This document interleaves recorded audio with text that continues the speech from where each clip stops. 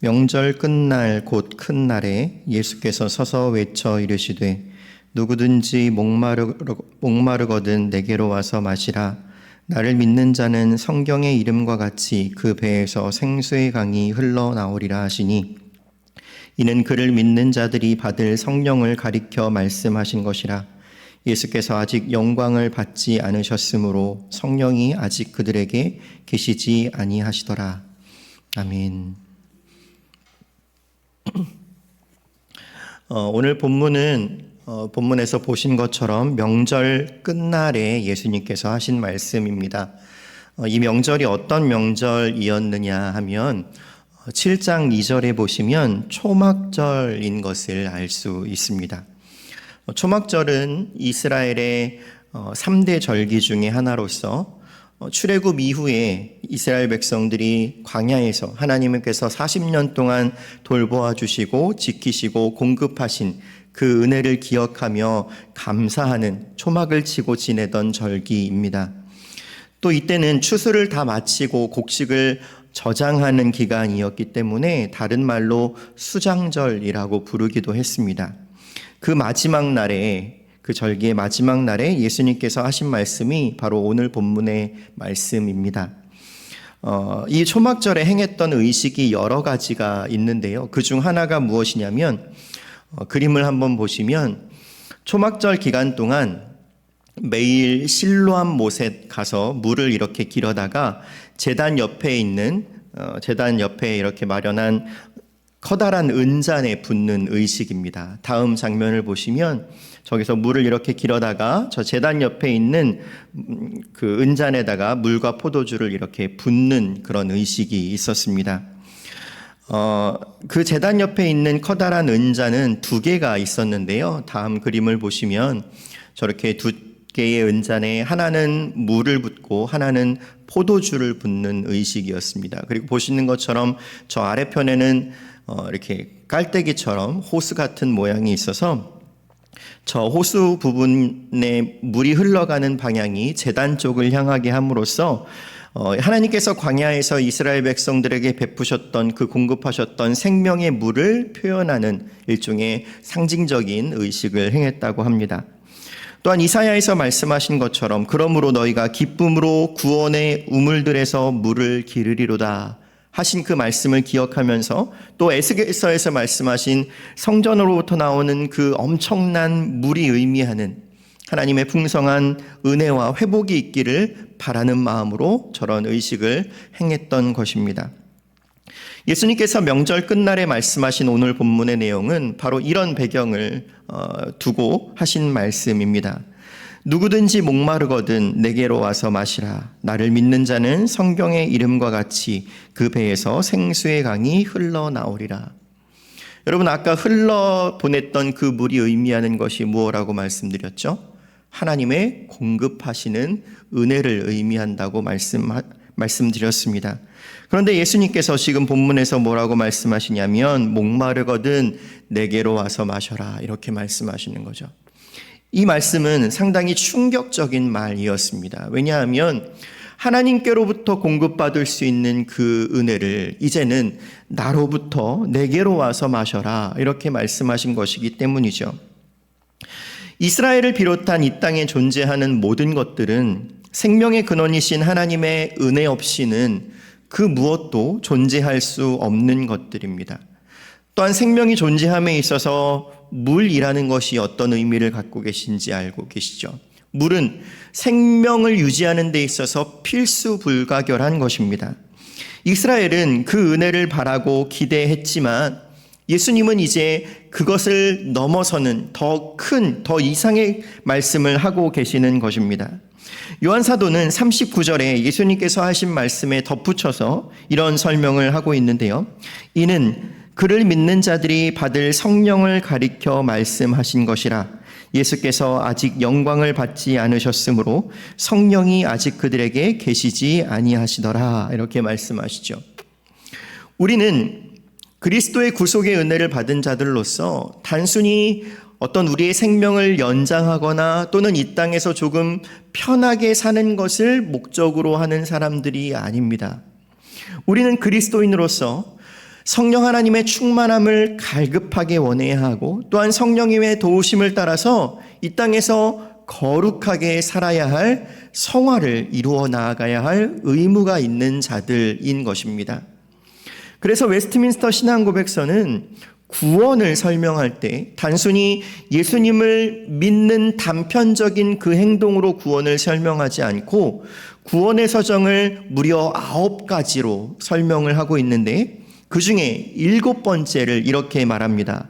신자가 성령을 쫓아 행하며 육체적인 욕심을 이루지 아니하는 점진적인 성화의 과정이 구원의 서정의 7번째에 등장하고 있습니다. 여러분, 이처럼 구원받은 우리는 단순히 예수 그리스도를 믿고 우리가 천국에 갈 수 있다라는 소망과 믿음을 가진 것을 넘어서서 이 땅에 살아가는 동안 저 하늘나라에 이르기 전까지 날마다 거룩하게 성령 하나님의 도우심을 통하여 성화의 과정을 이루어 나아가야 할 의무가 있는 자들인 것입니다. 이처럼 구원에 있어서 성령 하나님의 능력으로 거룩함을 이루어가는 성화의 과정은 반드시 우리 성도에게 필요한 과정인 거죠. 사랑하는 성도 여러분, 여러분은 성령 하나님의 충만하심을 통해서 거룩함을 신천하며 살아가고 계십니까? 아마 이 질문에 자신 있게 네, 그렇습니다 라고 대답하실 수 있는 분은 아마 많지 않으리라 생각됩니다. 저를 포함해서 말입니다. 그럴 수밖에 없는 가장 큰 이유 중에 하나는요, 바로 우리가 살아가는 이 시대적 상황 때문이 아닐까라는 생각을 해봅니다. 저는 개인적으로 지금 한국교회의 침체는 시대적인 영향이 가장 크다고 생각합니다. 지금 특히 한국의 현재는 성령 하나님의 충만하심을 구하지 않아도 특별히 불편할 것이 없는 세상, 이 시대의 흐름 가운데 있습니다. 오늘 본문대로의 표현대로 하면 목마르지 않아도 되는, 목마르지 않는 삶을 살아가고 있는 거죠. 그렇다면 지금 한국의 현재만 그런 것인가? 생각해보면 그렇지도 않았던 것 같습니다. 여러분, 오늘 본문 당시의 이스라엘은 어떻습니까? 당시 이스라엘은 로마의 압제 속에 있었던 상태였습니다. 로마의 압제 속에서 이 충분히 목마를 수 있는 상황임에도 불구하고 그들은 그들의 목마름을 하나님으로부터 누리는 충만함으로 이어가지 못하고 로마의 압제에서 벗어나기 원하는 그런 목마름을 가지고 그들은 살아갔습니다. 우리나라도 마찬가지였죠. 60, 70년대를 저는 잘 모르지만 한국교회가 막 부흥을 시작할 그때에 한국교회는 매우 목말라 했습니다. 그런데 성령의 충만함을 갈구하며 목말랐다기보다는 1세기에 이스라엘이 갈급해했던 그들의 어떤 현실로부터의 탈피와 같은 목마름이 더 컸을 것입니다. 8, 90년대가 되면서 교회의 규모는 점점 더 커져갔고 교회가 세상을 주도하는 시대를 살아감에 있어서 그것이 이전에 6, 70년대에 우리가 갈망했던 그 갈구함, 목마름에 대한 어떤 해갈이라고 생각했고 그것이 교회의 전부라고 생각하면서 성령의 충만하심을 구하기보다는 교회가 더욱더 안정되기를, 교인이 더 많아지기를, 세상에 그리스도인들이 더 많아지기를 성령의 충만함보다 더 많이 원했던 것이 바로 우리나라의 한국교회의 현실이 아닌가 생각해 봅니다. 그러나 그것이 예수님께서 하신 목마름은 결코 아니었습니다. 고린도전서 3장 16절은 너희는 너희가 하나님의 성전인 것과 하나님의 성령이 너희 안에 계시는 것을 알지 못하느냐 이렇게 말씀하십니다. 그리스도를 나의 구주라고 고백하면서 주님이 우리의 인생과 삶의 주의 몸된 교회의 주인이십니다라고 고백하면서 그 왕의 자리에 하나님을 모신 사람임에도 불구하고 하나님께서 그 죄와 함께 머무실 수 없다라는 사실을 우리는 민감하게 의식하지 않고 살았기 때문에 지금 우리가 마주하는 이 시대적인 현실이 우리에게 더욱더 큰 독이 되지 않았나라는 생각을 해보게 되는 거죠. 날마다 죄를 멀리하기를 힘쓰기보다 하나님의 은혜라는 이 적절한 수단을 사용하여서 우리에게 주어진 삶이 조금 더 안정되고, 또는 우리가 느끼고 있는 그 감사한 것들, 또는 우리를 기분 좋게 하는 일들이 많아지는 것을 은혜의 결과라고 여기는 것이 부인하고 싶지만 부인할 수 없는 저를 비롯한 지금 우리의 신앙의 현 주소가 아닐까 생각해 봅니다. 여러분, 참 그리스도인은 로마서 7장에서 바울 사도가 고백한 것처럼 내 지체 속에서 한 다른 법이 내 마음의 법과 싸워 내 지체 속에 있는 죄의 법으로 나를 사로잡는 것을 보는도다. 오호라, 나는 곤고한 사람이로다. 이 사망의 몸에서 누가 나를 건져내랴 라고 고백하는 사람이 진짜 참 그리스도인인 것입니다. 여러분, 그 소망이 여러분들 안에 있으십니까? 소망하기는 그런 소망을 가지고 품고 살아가실 수 있기를 간절히 바라고 소망합니다. 우리 안에 하나님의 그 성령 하나님의 돌보심과 다스리심이 없어서 여전히 죄인 것을 알매도 불구하고 그 죄를 아무런 거리낌 없이 날마다 행하면서 아무렇지 않게 살아가는, 그럼에도 불구하고 한편으로는 하나님께서 우리에게 베풀어 주신 은혜를 내가 받은 은혜의 증거다라고 말하는, 그렇게 일종의 죄와 타협하는 우리의 모습이 우리 안에 없는가 돌아볼 수 있는 시간이 되면 좋겠습니다. 거룩한 것들로 채움을 받기 원하는 성령의 소욕과 또 우리 안에 가득한 그 육체의 소욕 사이에 벌어지는 전쟁을 날마다 경험하면서 목마름을 갖고 하나님 앞에 나아가는 우리 모두가 되기를 간절히 소망합니다. 성령 하나님의 충만하심을 날마다 구하십시오. 그러면 우리 안에 성령 하나님께서 놀랍도록 역사하시고 일하실 줄 믿습니다. 성령의 충만하심을 갈급해 하는 것, 성령의 충만함을 목말라 하는 것, 간절히 원하는 것. 주님, 저는 이 세상의 그 어떤 것보다 죄를 미워하고 죄와 싸우며 세상 속에 속하지 않고 구별된 자로 살아가기를 간절하게 더 원합니다 라는 그 마음으로 가득한 것이 바로 오늘 본문 말씀에서 예수님께서 말씀하시는 갈급한 자에게 주시는 생수의 강인 것입니다. 그런데 그것이 그렇게 말처럼 쉽지가 않습니다. 성령의 충만함을 간절히 원하지만 성령의 충만함을 힘입어 살아가는 것이 사실 그렇게 쉬운 일은 아니라는 말이죠. 왜 그럴까요? 첫 번째 이유는 그런 마음이 우리 안에 있지만 그런 마음이 쉽게 사라져버리기 때문입니다. 왜 안 그렇겠습니까? 성령으로 충만함을 입고 세상과 구별된 자로 하나님의 영광을 위해 살아가는 것을 원하지 않는 사람이 어디 있겠어요? 그런데 막상 우리에게 주어진 삶의 자리에서 하루하루를 살아가다 보면 그렇게 성령 하나님의 충만하심을 구하는 마음보다는 우리 앞에 놓여진 그 문제와 고민들이 우리에게 더 큰 목마름으로 바뀐다는 데 있습니다. 성령 하나님의 충만하심을 간절히 원하지만 우리 앞에 놓인 그 삶의 여러 가지 문제 앞에서 우리의 목마름은 성령 하나님의 충만하심에 대한 목마름보다 우리의 삶의 문제 해결에 대한 목마름으로 쉽게 바뀌게 되는 거죠. 그래서 우리는 성령의 충만함을 다른 것으로 이해해 버립니다.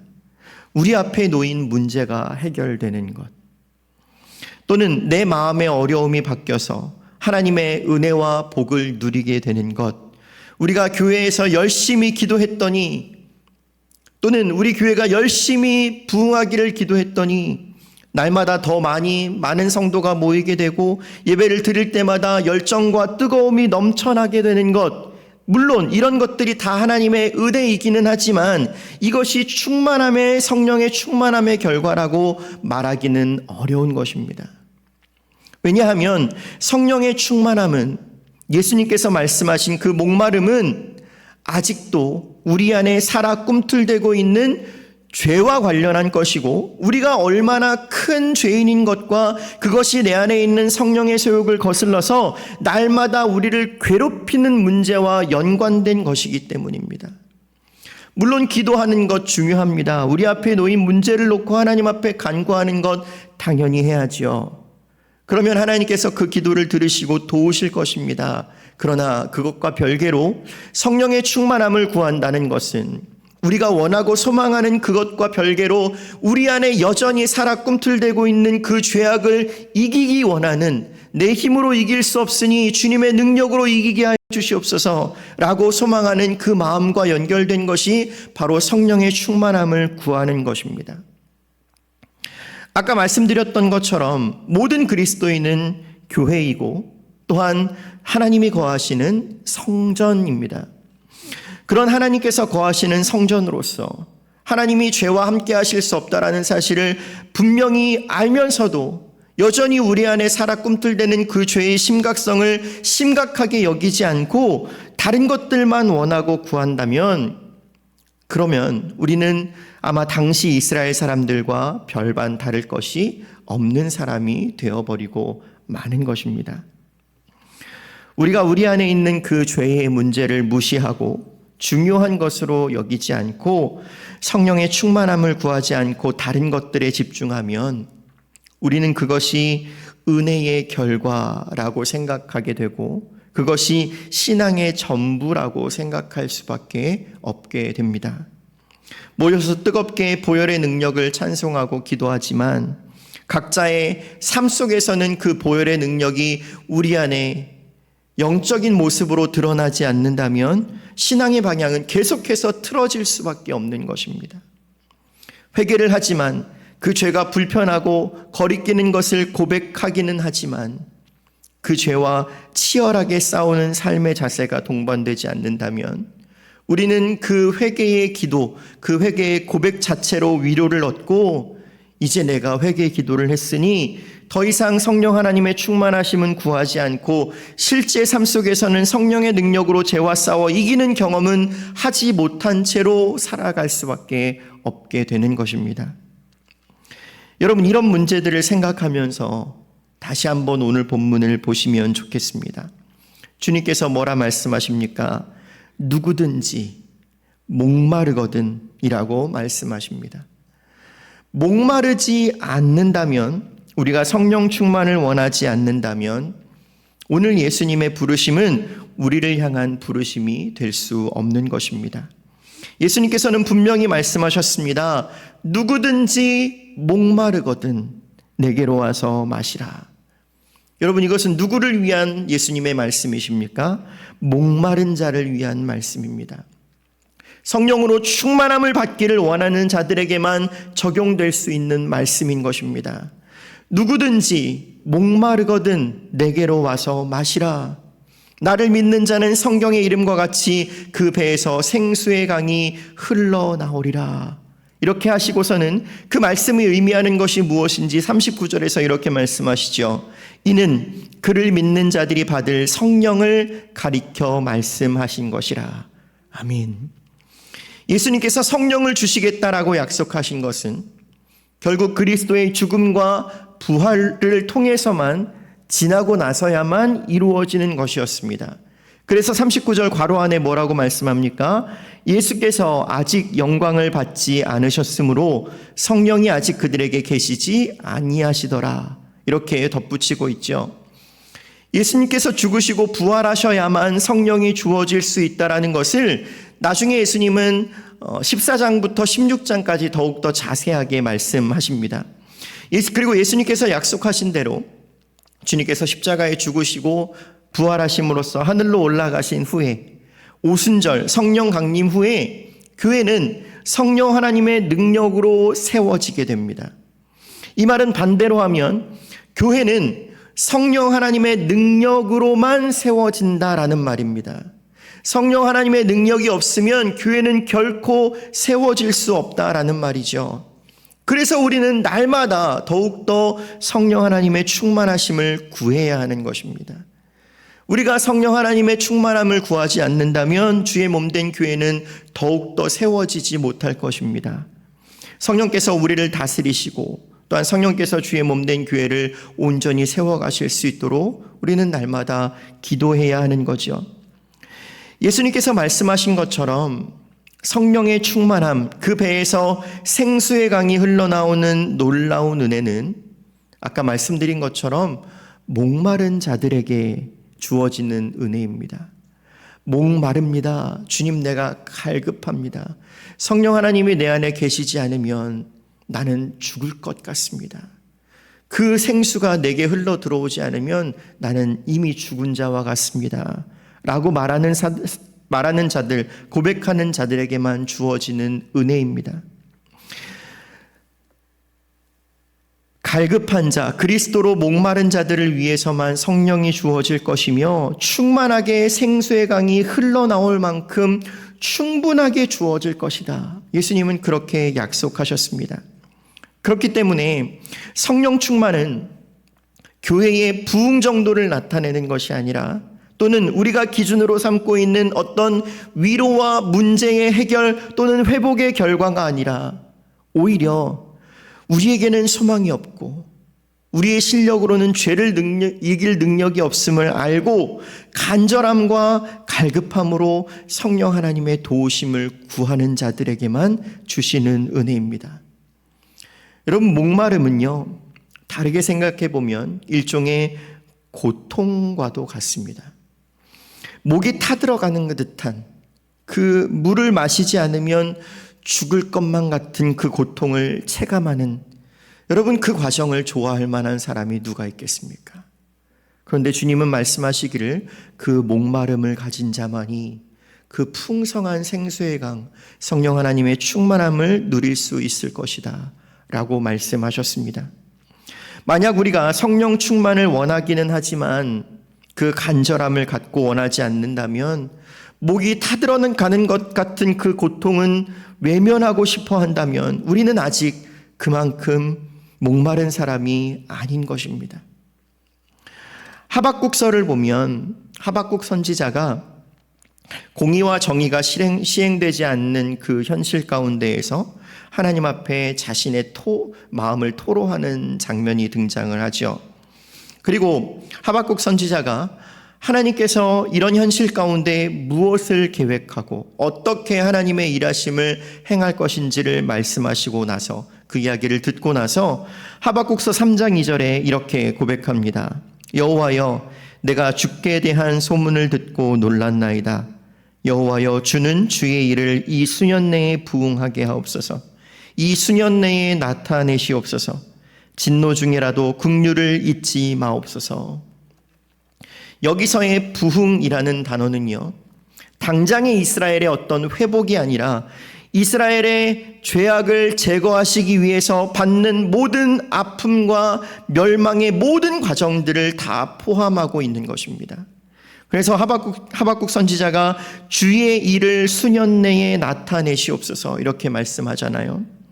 하나님께서 계획하신 대로 이스라엘이 고통을 당하고 침략을 당하고 나라를 빼앗기는 지경에 이른다 하더라도, 그렇게 해서라도 이스라엘이 하나님께로 돌아올 수 있다면 주여, 주는 주의 일을 수년 내에 행하시옵소서. 그러나 진노 중에라도 긍휼을 잊지 마옵소서. 여러분, 이것이 오늘 본문에서 표현하고 있는 목마른 자의 마음입니다. 이것이 성령 충만을 구하는 자의 갈급함인 거죠.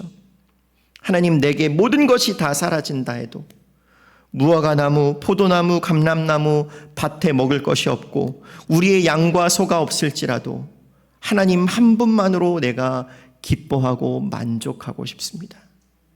그것이 바로 성령의 충만함을 간절히 구하는 자의 마음입니다. 만약 우리가 성령의 충만함을 구하지 않아도 될 만큼 목마르지 않다면 우리가 그런 대로 만족하며 살만하기 때문일 것입니다. 오늘 우리에게 주시는 이 말씀이 우리의 심령을 다시 한번 일깨울 수 있기를 간절히 소망합니다. 성령 하나님께서 기뻐하시는 삶을 살아가시기를 간구하십시오. 우리의 마음과 생각이 성령 하나님의 그 생각과 마음과 같아지기를 기도하실 수 있기를 바랍니다. 성령의 충만함을 구하는 것이 여러분이 바라고 원하는 것을 구하면 안 된다는 말이 아니라고 말씀드렸습니다. 여러분이 바라고 소망하는 그 소원의 간구와 더불어서 동일한 갈급함으로 성령께서 우리 심령에 역사하심으로 하나님이 기뻐하시는 삶을 통하여 하나님 앞에 영광 돌려 나아가시기를 간절히 소망하며 간구하실 수 있기를 바랍니다. 찬송가 85장에 구주를 생각만 해도 라는 찬양이 있죠. 구주를 생각만 해도 내 마음이 좋거든 주 얼굴 배울 때야 얼마나 좋으랴. 참 회개하는 자에게 소망이 되시고 구하고 찾는 자에게 기쁨이 되신다. 사랑의 구주 예수여 내 기쁨이 되시고 이제와 또한 영원히 영광이 되소서. 이 찬송의 가사의 고백은 분명 성령 하나님의 충만함 가운데 고백된 가사였을 것입니다. 사랑하는 성도 여러분, 이런 목마름을 원하십니까? 그렇다면 성령의 충만하심을 구하면서 함께 해야 할 두 가지를 말씀드리겠습니다. 첫째로 우리가 해야 할 것은 성령 하나님께서 싫어하시는 것을 멀리하는 것입니다. 사실 우리는 우리의 문제가 무엇인지 대부분 다 잘 알고 있습니다. 나의 문제가 무엇인지, 나의 죄된 습관이 무엇인지, 내가 고치기 힘든 육체의 소욕은 무엇인지 우리는 보통 우리 스스로가 다 그것이 무엇인지 잘 알고 있습니다. 그러나 그것을 알면서도 삶의 습관 속에서 그런 모습들이 드러나게 될 때 이전에 아무 일도 없었기 때문에 그것에서 멀리하려 하지 않고 그냥 죄의 습관을 따라 살아갈 때가 많죠. 물론 우리 안에 내주하시는 우리 성령 하나님은요, 우리가 죄를 짓는다고 우리를 결코 떠나시는 분이 아니십니다. 그러나 우리 안에 계시지만 우리가 그 죄와 타협하는 모습을 바라보시면서 탄식하고 슬퍼하시고 또한 억지로 우리의 마음을 조종하여서 우리를 변화시키려고 하시지는 않으시죠. 그래서 우리는 우리 스스로 의지적으로 죄와 멀어지는 노력을 해야 하는 것입니다. 죄에 대한 습관의 마음이 찾아올 때 그것들을 거스르려고 노력하시기 바랍니다. 그러면 우리 안에 계신 우리 성령 하나님께서 우리 안에 있는 그 죄와 싸우기를 원하는 우리를 도우실 것입니다. 두 번째로 성령의 충만함을 날마다 시시때때로 더 많이 구하실 수 있기를 바랍니다. 성령의 충만함을 구하는 것은 우리가 구하는 소원의 간구와 더불어서 동일한 간절함과 갈급함을 가지고 우리가 죄에 묶여 살지 않기를 간구하는 것입니다. 죄에 대한 마음이 생각날 때마다 또는 그런 우리의 모습들이 드러나려 할 때마다 그때 다시 한번 기도하는 것이죠. 하나님, 나를 도와주시옵소서. 나는 내 죄에 대한 습관을 이길 만한 능력이 없습니다. 지금도 나는 넘어가려고 하고 있습니다. 주님, 내 마음 가운데 주님을 갈급하게 원하는 마음이 얼마나 없는지 주님은 아시지 않습니까? 주님, 나를 도와주시옵소서 라고 시시때때로 계속해서 더 많이 구하는 것입니다. 세상에 휩쓸려 세상의 풍조를 따라가지 않기를 구하십시오. 죄에서 자유하고 거룩하게 살아가기를 기도하시기 바랍니다. 그러면 우리 안에 거하시는 그 성령 하나님께서 그 갈급한 자에게 생수의 강이 흘러가게 하시며 우리가 생각지도 못한 더욱더 풍성한 은혜와 회복해 하시는 능력과 죄를 이기게 하시는 그 힘을 더하여 주실 줄 믿습니다. 그런 거룩한 마음을 하나님께서 기쁘게 받으시고 또한 성령의 충만함을 통해 그렇게 살아갈 수 있는 힘과 능력을 우리에게 덧입혀 주실 줄 믿습니다. 성령 하나님의 충만하심을 통해 우리 각자의 인생과 가정 그리고 우리 송파제일교회가 우리의 목마름을 다 채우고도 남을 만한 그 생수의 강으로부터 누리는 놀라운 은혜를 우리가 함께 경험할 수 있기를 바랍니다. 우리가 생각지 못한 그 놀라운 일하심, 그 일하심이 우리가 서로 모였을 때 나누어지게 될 때 우리의 은혜는 더욱더 커지게 되는 거죠. 이번 주에 이렇게 간구했더니 하나님께서 이런 순간에 나를 죄로부터 이기게 하셨습니다 라는 그 은혜의 고백들이 우리의 모임을, 주의 몸된 교회를 더 풍성하게 할 것입니다. 우리 주의 몸된 송파제일교회가 이런 은혜들을 공유하고 나눌 수 있는, 그래서 성령 하나님의 충만하심으로써 더 건강하게 세워져 나아갈 수 있는 교회가 되기를 간절히 소망합니다.